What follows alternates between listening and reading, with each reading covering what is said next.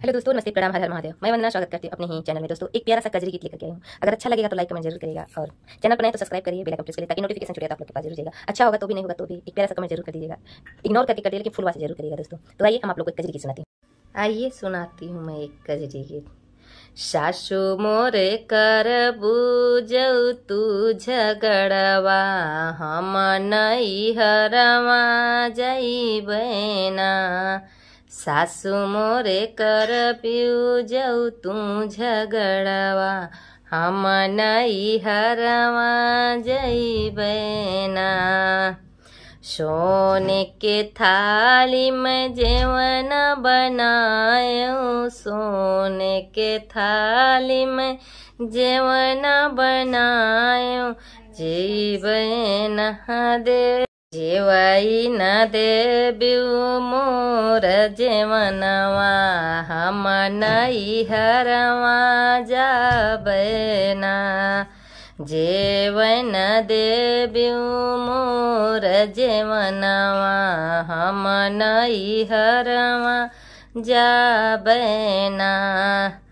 सासु मोरे कर बिउजऊ तू झगड़वा, हम नई हरवा जाबेना।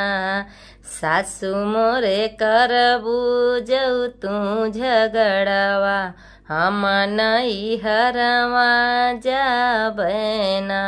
झंझड़ झाड़ी गिलस जुड़े पानी, झंझड़ झाड़ी गिलस जुड़ पानी, घोटबो नाही जऊ मोर जेवनवा, घोट न दे बिउ जऊ मोर जेवनवा, हम नई हरवा जइबेना। घोट न देबू मोरई जलवा, तऊ नई हरवा जइबेना। सासु मोरे कर बुझऊ तू झगड़वा, हम नई हरवा जइबेना। सासु मोरे कर बिउजऊ तू झगड़वा, हम नई हरवा जइबेना। लवंग लाची अखिल बीर जोरायो, लवंग लाची अखिल बीर जोरायो, जे घोरे कुछ न दे बिउ मोरई बीरवा, हम नई हरवा जइबेना।